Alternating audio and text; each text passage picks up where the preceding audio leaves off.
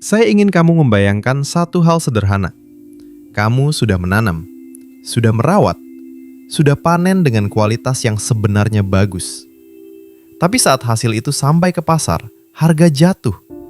Pembeli menawar serendah mungkin. Dan pada akhirnya, kamu pulang dengan perasaan yang sama seperti tahun lalu. Capek, tapi uangnya tidak terasa bertambah. Pertanyaannya bukan lagi kenapa hasil pertanian murah. Pertanyaannya adalah, kenapa kita terus menjual dengan cara yang sama sementara pasar sudah berubah? Data sederhana menunjukkan, dalam beberapa tahun terakhir, biaya produksi pertanian naik, mulai dari pupuk, benih, hingga tenaga kerja. Di saat yang sama, konsumen justru semakin selektif. Mereka tidak lagi sekedar mencari produk murah, tapi produk yang jelas asalnya, jelas nilainya, dan terasa manfaatnya. Masalahnya, banyak petani, terutama pemula, masih berpikir bahwa pemasaran itu urusan tengkulak, pasar tradisional, atau nanti saja kalau sudah besar. Padahal, disitulah titik kebocoran paling besar terjadi. Ketika kamu tidak menguasai pemasaran, kamu menyerahkan kendali harga ke orang lain. Kamu kehilangan margin, bukan karena hasilmu jelek, tapi karena nilai produkmu tidak pernah disampaikan dengan benar. Akibatnya apa? Uang hasil panen habis untuk biaya produksi berikutnya. Tidak ada ruang untuk menabung, apalagi membangun aset. Pertanian akhirnya terasa seperti kerja keras tanpa kemajuan. Dan ini bukan masalah 1-2 orang. Ini pola yang berulang. Petani rajin di lahan, tapi absen di strategi. Di video ini saya tidak akan bicara teori pemasaran yang rumit.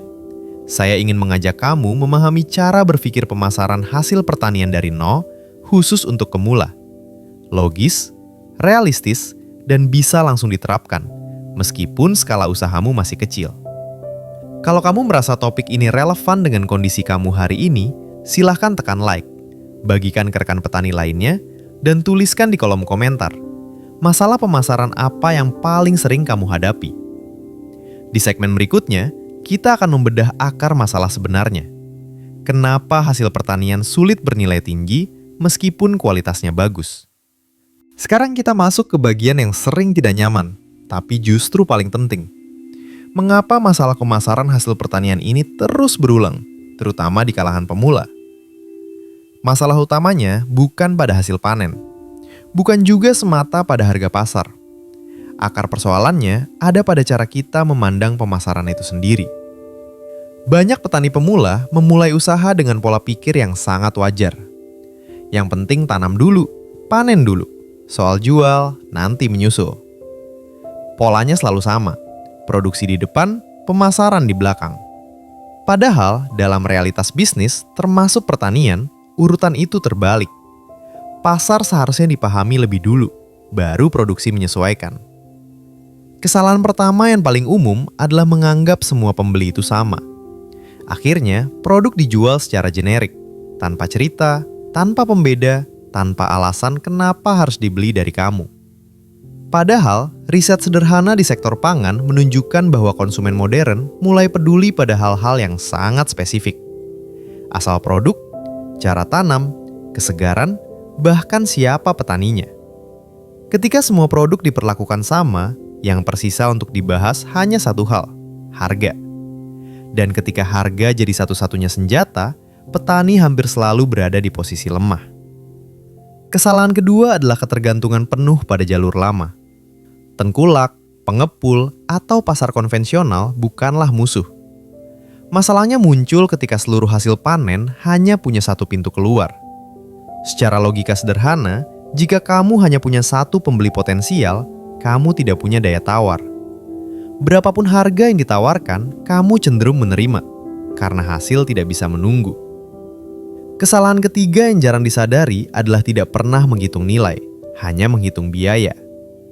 Banyak petani tahu persis berapa modal pupuk dan benih, tapi tidak pernah menghitung nilai tambah yang bisa diciptakan dari produknya. Akibatnya, setiap panen hanya dilihat sebagai barang habis pakai, bukan sebagai aset yang bisa dikelola, diposisikan, dan ditingkatkan nilainya. Di sisi lain, ada faktor mindset yang ikut memperparah keadaan. Pemasaran sering dianggap rumit, mahal, dan hanya cocok untuk pemain besar.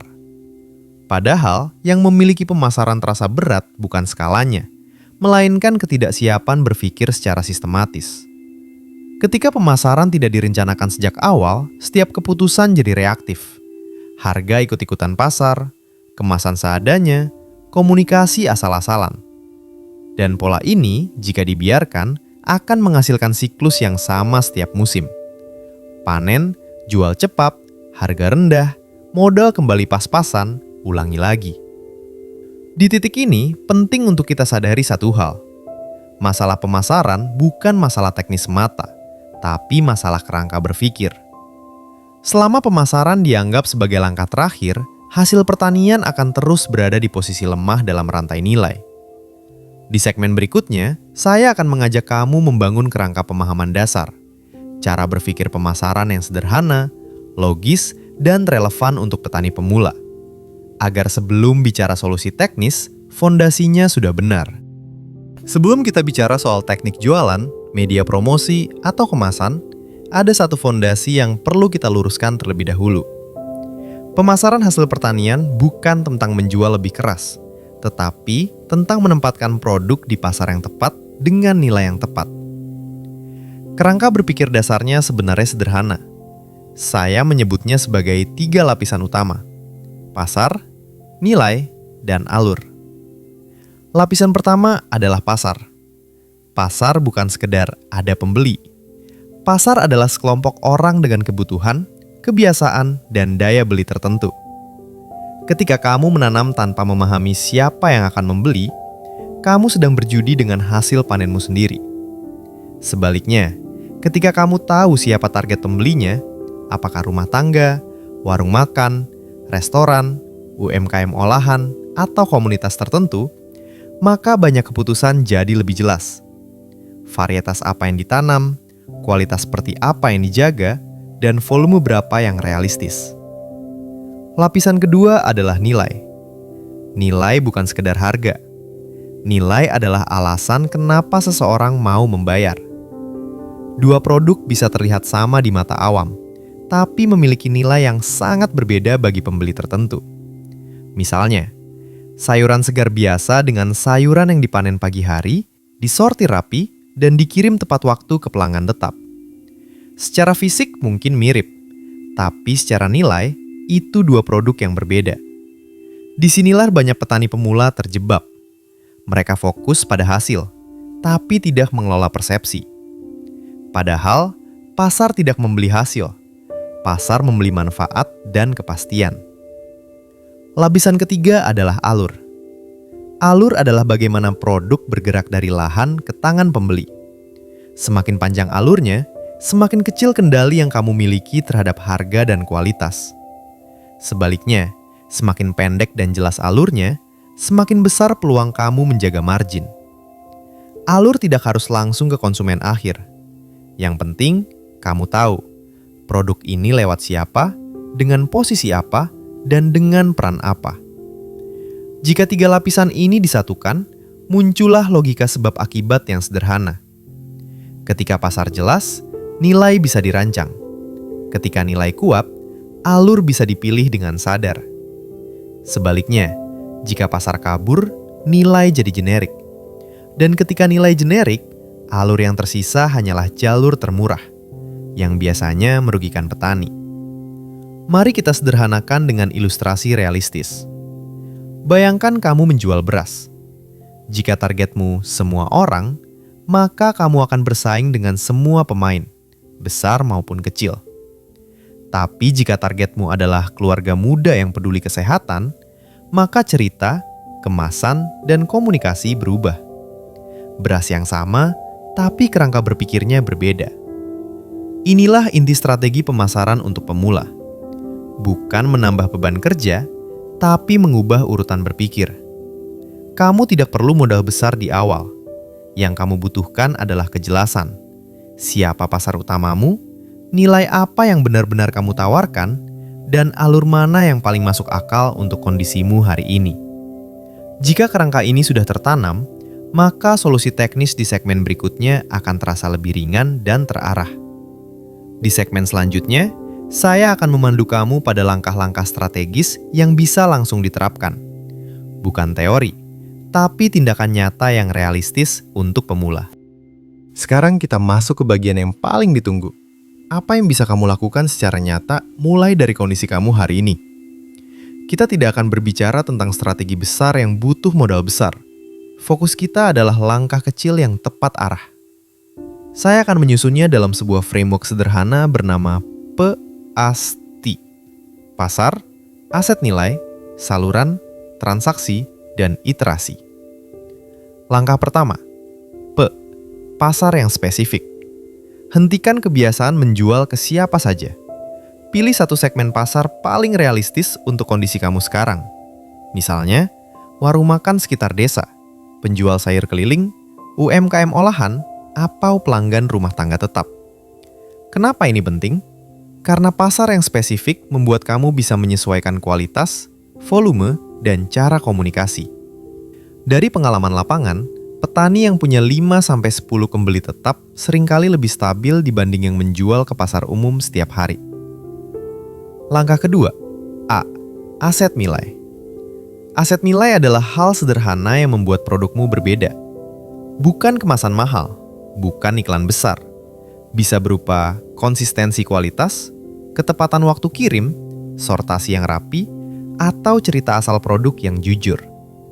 Nilai ini harus nyata dan bisa dirasakan, bukan janji kosong.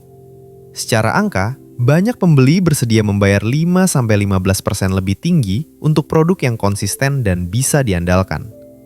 Bukan karena produknya mewah, tapi karena risiko mereka lebih kecil. Langkah ketiga, S. Saluran yang kamu kuasai. Jangan tergoda semua platform. Pilih 1 atau 2 saluran yang benar-benar bisa kamu kelola. WhatsApp, komunitas lokal, atau hubungan langsung ke pembeli. Ingat, saluran bukan soal ramai, tapi soal terkendali. Semakin kamu menguasai saluran, semakin kamu memahami pola permintaan dan waktu terbaik menjual. Langkah keempat, T. Transaksi yang jelas. Banyak petani rugi bukan karena harga, tapi karena transaksi tidak pernah dirapikan. Pastikan kamu jelas soal harga, volume, waktu pembayaran, dan sistem pengiriman. Transaksi yang rapi mengurangi konflik dan meningkatkan kepercayaan. Kepercayaan inilah yang nantinya menjadi aset jangka panjang. Langkah kelima, I. Iterasi kecil dan rutin. Jangan tunggu sempurna. Lakukan evaluasi kecil setiap minggu atau setiap panen. Apa yang laku cepat? Siapa pembeli paling stabil? Nilai apa yang paling dihargai? Perbaiki satu hal kecil setiap siklus. Sebagai contoh singkat, seorang petani sayur pemula mulai dengan 3 pelanggan warung makan. Ia hanya fokus pada pengiriman tepat waktu dan kualitas stabil. Dalam 3 bulan, pelanggan bertambah menjadi 8, tanpa promosi besar, tanpa perang harga. Inilah kekuatan strategi kecil yang konsisten. Namun, semua langkah ini akan sulit dijalankan jika mindset kita masih ingin hasil instan. Karena itu, di segmen berikutnya, kita akan membahas reposisi pola pikir agar strategi ini bisa dijalankan dengan tenang dan berkelanjutan. Di titik ini, saya ingin kita berhenti sejenak. Bukan untuk menghitung angka, tapi untuk merapikan cara berpikir. Karena strategi sebaik apapun akan runtuh jika dijalankan dengan mindset yang salah. Dalam pemasaran hasil pertanian, kesalahan paling halus tapi paling mahal adalah terburu-buru ingin hasil. Ingin harga naik cepat, ingin pembeli banyak dalam waktu singkat. Padahal, pasar bekerja dengan ritme yang berbeda. Pola pikir yang perlu dibangun adalah kalkulatif, sabar, dan sadar proses. Bukan pasif, tapi tenang dalam mengambil keputusan. Petani yang bertahan dan berkembang bukan yang paling agresif, melainkan yang paling konsisten membaca situasi. Coba kita lakukan refleksi kecil. Apakah selama ini kamu lebih sering fokus pada berapa harga hari ini, atau pada siapa pembeli yang akan bertahan bulan depan? Apakah kamu mengejar semua peluang, atau menjaga sedikit peluang yang benar-benar kamu kuasai? Pertanyaan-pertanyaan ini tidak untuk dijawab keras-keras. Cukup dijawab jujur di dalam kepala. Reposisi pemikiran yang penting adalah melihat pemasaran sebagai proses membangun kepercayaan, bukan transaksi satu kali. Kepercayaan tidak dibangun dari janji besar, tetapi dari pengalaman kecil yang konsisten. Hari ini tepat waktu. Besok kualitas stabil. Minggu depan komunikasi jelas. Hal-hal sederhana ini jika diulang akan menciptakan efek akumulatif. Mindset lain yang perlu diperbaiki adalah soal kontrol. Kamu tidak bisa mengontrol harga pasar global. Kamu tidak bisa mengontrol cuaca sepenuhnya. Tapi kamu bisa mengontrol kualitas, relasi, dan cara kamu menyampaikan nilai. Di sanalah energi seharusnya difokuskan. Banyak petani pemula gagal bukan karena tidak mampu, tetapi karena terlalu sering membandingkan diri dengan yang sudah besar. Padahal, setiap usaha punya fase. Yang kecil bukan berarti lemah. Yang kecil justru lebih lincah jika pikirannya jernih. Pada akhirnya, pemasaran yang sehat lahir dari keseimbangan, logika yang dingin, dan ketenangan dalam bertindak. Bukan emosional ketika harga turun, dan tidak lupa diri ketika permintaan naik. Dengan mindset seperti ini, strategi yang sudah kita bahas tadi akan terasa lebih ringan, lebih masuk akal, dan lebih berkelanjutan. Di segmen terakhir, saya akan merangkum semuanya secara strategis, agar kamu pulang dari video ini bukan hanya dengan pemahaman, tetapi dengan arah yang jelas. Mari kita tarik garis besar dari seluruh pembahasan hari ini. Pertama, kita sepakat bahwa masalah utama pemasaran hasil pertanian, terutama bagi pemula, bukan terletak pada kualitas panen, melainkan pada cara berpikir dan cara menempatkan produk di pasar. Tanpa strategi pemasaran yang sadar, hasil sebaik apapun akan tetap dijual murah. Kedua, kita membedah akar masalahnya. Produksi sering berjalan tanpa memahami pasar. Produk dijual secara generik tanpa nilai pembeda. Dan alur penjualan terlalu panjang hingga kendali harga hilang. Semua ini bukan kesalahan personal, melainkan pola lama yang perlu diperbarui. Ketiga, kita membangun kerangka pemahaman yang sederhana tapi kuat. Pasar yang jelas, nilai yang nyata, dan alur yang terkendali. Tiga hal ini menjadi fondasi sebelum berbicara teknis apapun. Keempat, kita turunkan kerangka itu menjadi langkah nyata melalui framework pasti. Mulai dari memilih pasar yang spesifik, membangun aset nilai kecil tapi konsisten, menguasai saluran penjualan, merapikan transaksi, dan melakukan evaluasi rutin.